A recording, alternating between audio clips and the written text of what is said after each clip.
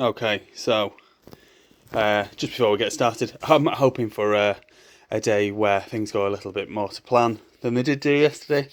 So first things first, obviously we've discovered that this bearing needs pressing a little bit further in, so we're going to do that. And then some of the other steps we're going to take are it's going to need a new base gasket. This base gasket is all stuck down and fell apart, so it's going to need that cleaning off. Before the cases go back together, we need to make sure that inside the cases, so you can see in there's a lot of, grime and nastiness, are nice and clean. Bit of cleaning up around the output shaft seal and everything like that. Clean up around this centre gasket. We've got new gaskets coming. They're going to be coming later on today. I'm hoping to have this engine in the bike this morning.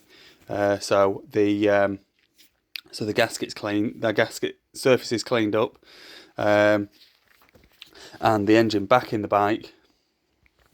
And in terms of actually putting the head and barrel on, like I say, I need the new base gasket, which is turning up later. So that's going to have to wait.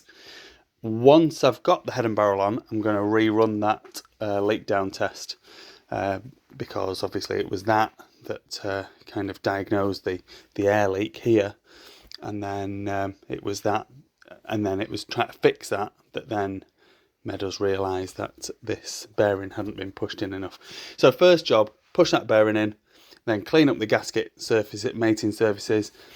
It's not very interesting, to be honest, so what I'm probably going to do is I'll do a little short video with the bearing being pressed in, and then checking that the plate fits into the recess as it should, and then the gasket cleaning I'll take a couple of pictures of, and then you can see them when I've done. Okay, so there's lots of things you can get wrong with pressing stuff.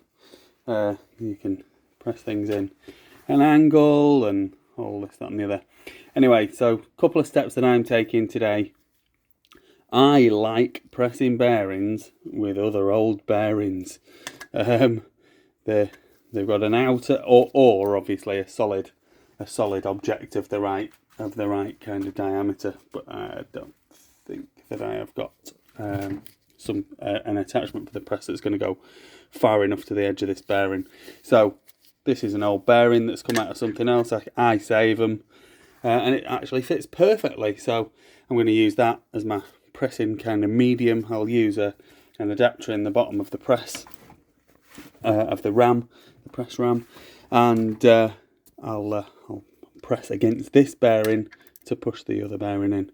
The next thing is I have got a piece of material. This is a piece of oil on rod that's going to sit underneath that bearing there, and it's going to be flush with the crankcase, so effectively I can't press that bearing too far.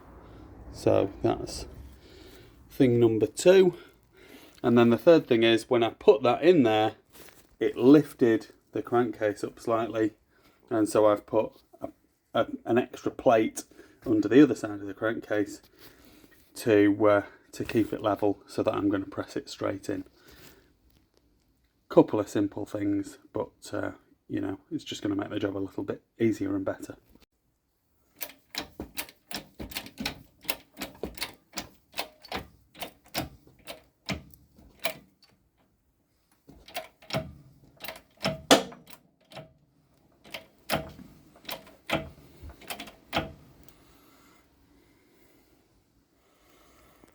So that's pressed in nicely, and we can now see that there's a recess on this side here, and when I put the plate in a second, we'll see that it'll now mate up with this surface and do what it's supposed to do. So that's going to be really, really good news, and that's exactly what we're looking for.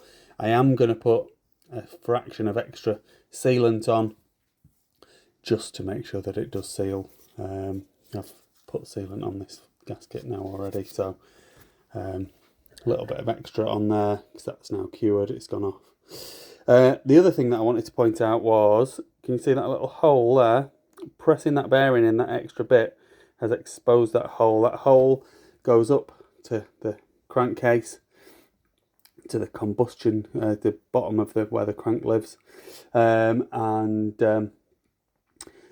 what that's going to do is that's going to feed extra fuel and oil down into this main bearing area and make sure it gets more lubrication, so it'll last longer and be less problematic.